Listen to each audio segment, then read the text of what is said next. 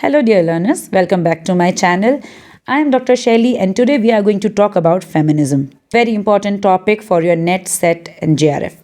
In this video, we are going to understand कि feminism क्या होता है, क्या इसकी 4 वेव्स हैं, फेमिनिज्म से पहले क्या सिचुएशन थी, उसके बाद क्या है, टॉक्सिक फेमिनिज्म क्या है और कौन कौन से इंपॉर्टेंट मूवमेंट्स हुए, जैसे मी टू मूवमेंट हुआ है, स्लट वॉक मूवमेंट हुआ है, ब्रिंग बैक अवर गर्ल्स, इस तरह के अलग अलग मूवमेंट्स हुए हैं, उनके बारे में भी अब जानेंगे। और ये वीडियो हिंदी और इंग्लिश दोनों लैंग्वेज में होने वाला है, तो आपके लिए बहुत ज़्यादा ईजी हो जाएगा कि आप फेमिनिज्म को अच्छी तरह से समझ लें। Let us start our video. Feminism, this particular word, it is coined by Charles Fourier. 1837 में ये शब्द आया फेमिनिज्म, और ये 19th एंड 20th सेंचुरी के आसपास ही फेमिनिज्म मूवमेंट जो है ये स्टार्ट भी होता है। This movement is against the idea that women are inferior और सबॉर्डिनेट और superior to men, which means it talks about equality. इस आंदोलन का मतलब ये नहीं था कि औरतें आदमियों से कम हैं या ज़्यादा हैं या उनके सबॉर्डिनेट हैं या उनसे सुपीरियर हैं। इसका मतलब था कि they are also human beings, treat them as human beings, क्योंकि उनके पास कई तरह के ऐसे राइट्स नहीं थे जो आदमियों के पास थे। It asked for equal rights, suffrage, equal opportunity, property rights, education and work. तो ना शिक्षा के समान अवसर प्राप्त थे उस समय औरतों को, ना ही उनको वोटिंग के राइट्स थे, ना ही संपत्ति के अधिकार थे, और जॉब्स में तो इक्वल अपॉर्चुनिटी थी ही नहीं। कई सारी जॉब्स ऐसी थी जिसमें औरतों को काम करने ही नहीं दिया जाता था, जैसे प्लेन उड़ाना, पायलट बनने का अवसर भी अभी रिसेंटली ही औरतों को मिला है। Social, political and ideological and cultural movement. तो ये जो एक आंदोलन था, मूवमेंट था, मतलब विचारों का आंदोलन था, और ये सोशली भी चला, पॉलिटिकली भी इसमें औरतों ने अपने अधिकार मांगे, आइडियोलॉजिकली भी इन्होंने डिफरेंट आइडियोलॉजी से फाइट किया कि नहीं ऐसा नहीं होता है, women are not like this, and cultural movement. और कल्चरली भी ऐसा कहा जाता था कि औरतों को ऐसा ही होना चाहिए, मदर की तरह ही रहना चाहिए या हाउस कीपर की तरह ही रहना चाहिए। इन सब चीज़ों को भी इन्होंने चैलेंज किया।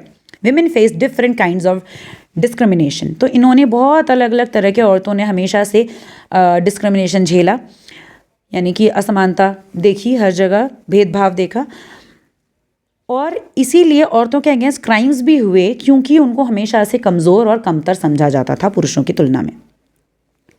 अब देखते हैं कि औरतों की फेमिनिज्म से पहले क्या सिचुएशन थी।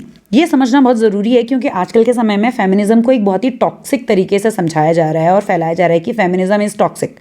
फेमिनिज्म का मतलब ये नहीं है कि आप ये कह रहे हो कि हमें आदमी की ज़रूरत ही नहीं है, या फिर we don't need men to run this society.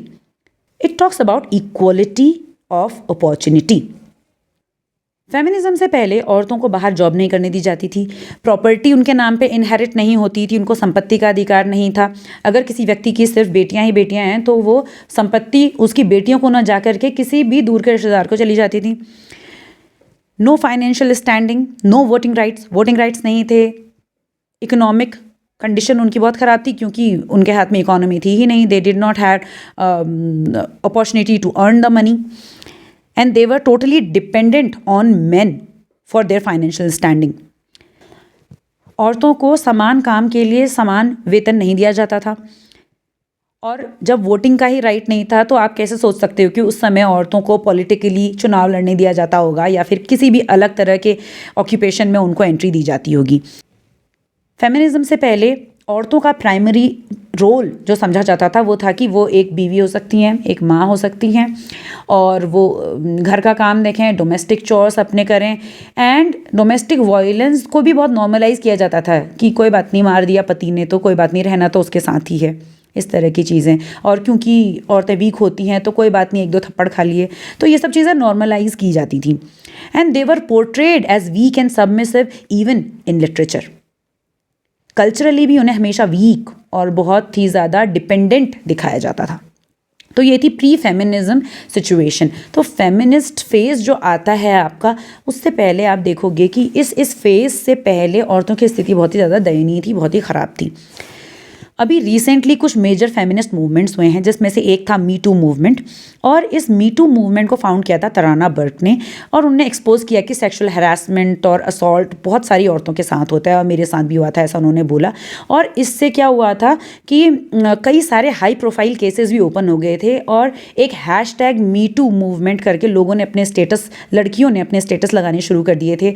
और ये एक ग्लोबली ये मूवमेंट चल गया था, जिसमें सब बोल रहे थे कि हाँ, हमारे साथ भी हुआ है, we have also experienced sexual harassment at work place और इन हाउस। तो ये सब चीज़ें हुई। दूसरा एक और मूवमेंट था यस ऑल विमेन। इसमें भी जो एवरीडे सेक्सिज्म औरतों ने फेस किया था वो हाईलाइट किया गया था। ये जो यस ऑल विमेन था, ये मूवमेंट स्टार्ट हुआ था इस्ला विस्टा किलिंग के बाद से, जब इन सब किलिंग करने वाले ने, जो किलर था, इसने मिसोजिनी को ही अपना रीज़न बताया था कि हाँ, क्योंकि औरतें होती ही ऐसी हैं, इन्होंने क्योंकि ऐसे कपड़े पहने, इनने ऐसे मुझे बोला, तो इसलिए मैंने इनको मार दिया। तो ये एक जो आइडियोलॉजी चल रही है, that women should not be aggressive, women should wear like this, women should talk like this, इस चीज़ के against yes all women movement चला था। ब्रिंग बैक आवर गर्ल्स, ये था जब 2014 में बोको हराम की किडनैपिंग्स हुई थी। उसमें कई सारी स्कूल गर्ल्स को किडनैप कर लिया गया था, और उनकी सेफ्टी के लिए काफ़ी सारा उनसे मतलब रैंसम मांगा गया। तो इसके अगेंस्ट में भी ये एक ब्रिंग बैक आवर गर्ल्स ये मूवमेंट चला था। जो नेक्स्ट मूवमेंट था वो था स्लट वॉक मूवमेंट, जो कि स्टार्ट हुआ था 2011 में टोरंटो में, and it fought victim blaming and slut shaming. कई बार जो रेप सर्वाइवर्स थे उनको ही उनकी गलती बता दी जाती कि तुमने ऐसे कपड़े पहने इसलिए तुम्हारे साथ ऐसा हुआ। तो इसके अगेंस्ट ये मूवमेंट था। It empowered women's self expression. और बेसिकली इन सभी फेमिनिस्ट मूवमेंट्स का एक ही मुद्दा था, women are people, that they are also human beings, they are not inferior to man, they are equal to man. अब देखते हैं कि फेमिनिज्म किन चीज़ों के अगेंस्ट है, किन चीज़ों के विरोध में है। सबसे पहला अनइक्वल अपॉर्चुनिटी, कि समान अवसर मिलना चाहिए दोनों ही सेक्स के व्यक्तियों को, मेल को, फीमेल को, ट्रांसजेंडर्स को, सभी को वैसे तो मिलना चाहिए। बट फेमिनिज्म बात करता है कि औरतों को भी आदमियों के बराबर अधिकार और उनके बराबर अपॉर्चुनिटी मिलनी चाहिए। सेक्सिज्म के अगेंस्ट है। अब सेक्सिज्म क्या होता है, मिसोजिनी क्या होती है, मेल शॉविनिज्म क्या होता है, इनको हम एक एक करके समझते हैं, क्योंकि ये टर्म्स ऐसे हैं जिनको बार बार यूज़ किया जाता है फेमिनिस्ट डिस्कोर्स में। सेक्सिज्म का मतलब है जब हम डिस्क्रिमिनेशन करते हैं on the basis of the sex of a person, कि ये औरत है तो ये अच्छे से गाड़ी नहीं चला सकती, ये आदमी है तो ये काम अच्छी तरह से कर सकता है, ये आदमी है तो इसे रोना नहीं चाहिए, और औरत है तो कोई बात नहीं, इसे घर का काम कर लिया तो क्या हुआ, आदमी है तो ये घर का काम नहीं करेगा। ये होता है sexism. Misogyny, ingrained prejudice against women, कि औरतें तो काम खराब ही कर देती हैं, या औरतें तो अच्छी ड्राइवर होती ही नहीं हैं। इस तरह के एक प्रेजुडिस आपके मन में है, पहले से ही पूर्व धारणा आपने बना ली कि औरतें ऐसी ही होती हैं, यह भी मिसोजिनी है। मेल शॉविनिज्म, इसके अगेंस्ट है फेमिनिज्म। मेल शॉविनिज्म का मतलब है कि मेन आर सुपीरियर, कि आदमी अच्छी तरह से काम करते हैं, ये आदमी बेटर डायरेक्टर होते हैं, आदमी बेटर सीईओ होते हैं, किसी कंपनी को अच्छी तरह से ज़्यादा अच्छी तरह से चलाते हैं। This is called male chauvinistic society, और ऐसे पर्सन को हम बोलते हैं मेल शॉविनिस्ट। स्टीरियोटिपिकल रोल्स के अगेंस्ट है फेमिनिज्म, कि जो सेट जेंडर रोल्स हैं कि औरतों को घर का काम करना चाहिए, आदमी को बाहर का काम करना चाहिए। और कई जगह पे ऐसा भी है कि जहाँ पे घर वाले औरतों को बाहर जाके काम करना प्रेफर नहीं करते हैं। तो ये जो सेट जेंडर रोल्स कर दिए गए हैं दोनों सेक्स के लिए, मेल और फीमेल के लिए, ये गलत है, ये बोलता है फेमिनिज्म। और सबसे ज़्यादा इंपॉर्टेंट चीज़ जिसके अगेंस्ट फेमिनिज्म है, फेमिनिज्म ये कभी नहीं कहता कि one gender is better than the other, कि मेल फीमेल से ज़्यादा बेटर है या females are better than men. Let us move on to our next slide.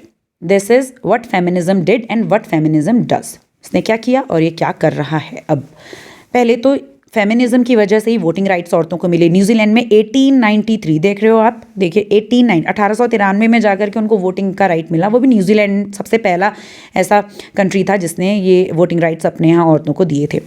और यूके में, यूनाइटेड किंगडम में, ब्रिटेन में भी 1917 में, 1917 में, यूएसए में 1920 में और फ्रांस में 1944 में मिले थे। और इंडिया में तो खैर इंडिपेंडेंस के बाद ही मिल गए थे। तो औरतों को काम करने दिया जाने लगा, और फेमिनिज्म की वजह से प्रॉपर्टी राइट्स भी मिले कि वो अपने फादर की प्रॉपर्टी इनहेरिट कर सकती हैं या उनके नाम पे कोई संपत्ति हो सकती है। यही एक बहुत बड़ी उपलब्धि थी फेमिनिज्म की। अभी प्रेजेंट में feminism works towards equality, equal opportunities, कि समान अवसर मिलें दोनों ही जेंडर के लोगों को, और इट इज़ अगेंस्ट ऑपरेशन, कि एक जो जेंडर है वो दूसरे जेंडर को दबाए, इसके भी अगेंस्ट है। इट फाइट्स स्टीरियोटाइप्स, यानी कि जो सेट रोल्स होते हैं जेंडर के वो। एंड इट फाइट्स डिस्क्रिमिनेशन, किसी भी तरह के भेदभाव के विरोध में है, वो भी स्पेशली जो सेक्स के बेस पे किया जाता है। Now talking about feminist discourse, इसका मतलब है कि the way we try to understand any idea, okay, the way power structures work, ये होता है फेमिनिस्ट डिस्कोर्स। इसके अंदर आपको कुछ टर्म्स पढ़ने ज़रूरी हैं, जैसे पेट्रियार्की क्या है। पेट्रियार्की के ही अगेंस्ट फेमिनिज्म काम करता है। पेट्रियार्की इज़ अ सिस्टम कि मेन जो है वो हेड ऑफ द फैमिली है, या फिर आदमी इस काम को अच्छी तरह से करते हैं, या आदमी हमेशा औरतों से सुपीरियर होते हैं। They have the power, they should have the power, they should possess the uppermost place in a family और in any organisation. This is called patriarchy, जहाँ हम आदमियों को ऊपर रखते हैं, उनके हितों को ऊपर रखते हैं और औरतों के हितों को नीचे रखते हैं। सेक्स इज कंप्लीटली बायोलॉजिकल, क्योंकि बायोलॉजिकली एक जो सेक्स हमारा डिसाइड हो जाता है बर्थ के टाइम पे, that is sex. But gender क्या है? It is culturally adapted by a person. हम औरत हैं या आदमी हैं, हम लड़का है या लड़की हैं, ये एक कल्चरल कंस्ट्रक्ट है जो हमारे ऊपर डाला जाता है। It is just a role that we play. Stereotype होता है फिक्स्ड रोल, जो बोल दिया जाता है कि औरतें ऐसी ही होती हैं, ठीक है, औरतें जल्दी रो जाती हैं, औरतों को घर का काम करना चाहिए, ये है स्टीरियोटिपिकल रूल्स। इसके भी अगेंस्ट होता है फेमिनिज्म। तो फेमिनिस्ट डिस्कोर्स में भी इंपॉर्टेंट है स्टीरियोटाइप। And intersectionality. इंटरसेक्शनैलिटी एक ऐसा टर्म है जिसने हमें फेमिनिज्म के अलग अलग रूप दिखाए हैं, और इसने बताया है कि फेमिनिज्म कितने तरह से किसी भी औरत को सप्रेस करता है और कितने अलग अलग रूप इसके हो सकते हैं। तो it is actually interconnected nature of social categories like race, class, gender, कुछ भी हो सकता है। ये सभी अलग अलग सोशल कैटेगरीज किस तरह से एक व्यक्ति को सप्रेस करती हैं, इसे समझने में हमारी हेल्प करता है इंटरसेक्शनैलिटी। और इंटरसेक्शनैलिटी की ही वजह से we can understand feminist movements that are happening in Africa, and Dalit movement, black women movement, black feminist movement, इन सबको हम तभी अच्छी तरह से समझ सकते हैं।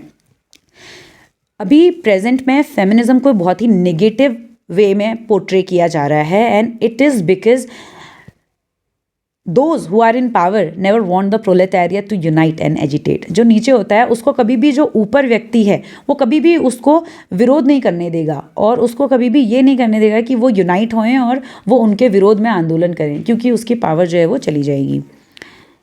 Now we are going to talk about the 4 waves in feminism.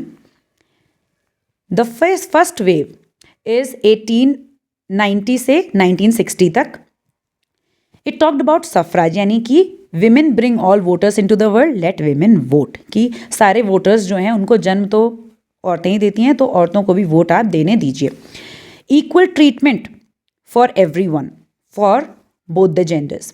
Right to own property, ये मैंने भी आपको बता दिया कि जो राइट टू ओन प्रॉपर्टी है ये बहुत इंपॉर्टेंट था इसमें, क्योंकि संपत्ति का अधिकार औरतों को नहीं था। मेरी वुलस्टनक्राफ्ट का vindication of the rights of women इस समय पे आया था, और J.S. मिल का द सब्जेक्शन ऑफ विमेन, ये भी वर्क आया था। इन्होंने बहुत ज़्यादा अवेयरनेस फैलाने में मदद की। तो पहला जो फर्स्ट वेव थी ये पॉलिटिकली बहुत ज़्यादा स्ट्रांग थी, इसने पॉलिटिकली कई सारे राइट्स औरतों को दिलाए। सेकेंड वेव आती है आपकी 1960s से 1980s तक, और इसमें था जिसमें औरतों ने अपनी यूनिवर्सिटी एजुकेशन के लिए बहुत ज़्यादा फाइट की कि हमें भी पढ़ाई करनी है, और ने वर्क प्लेस डिस्क्रिमिनेशन के अगेंस्ट फाइट किया कि हमें इक्वल पे मिलनी चाहिए। डोमेस्टिक वायलेंस के अगेंस्ट उन्होंने आवाज़ उठाई, और लीगल अबॉर्शन राइट्स की बात भी इस समय उठने लग गई थी। सिमोन डी बुआ का द सेकेंड सेक्स 1949 में एक वर्क आया था, ये बहुत ही इंपॉर्टेंट है, and every one must read this. Third wave है विच कम्स आफ्टर 1990s और 2000 तक ये चलती है। थर्ड वेव में it actually encouraged intersectionality, individuality of women, and it talked about plurality of experience, कि अलग अलग औरतों के अलग अलग एक्सपीरियंस हैं, दलित वुमेन के अलग एक्सपीरियंस हैं, और एक यूनिवर्सल एक्सपीरियंस जो वुमेन का बताया जाता था उसको इसने नेगेट किया।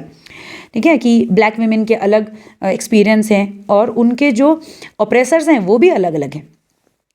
तो black feminism, third world feminism, Dalit feminism, ये सारे थर्ड वेव में ही आते हैं। और क्वियर आइडेंटिटीज़ की अलग अलग जेंडर रोल्स और सोशल कंस्ट्रक्ट्स, इन सब की आइडेंटिटीज़ जो ऊपर आई तो उनके अपने अपने स्वर इसमें आए।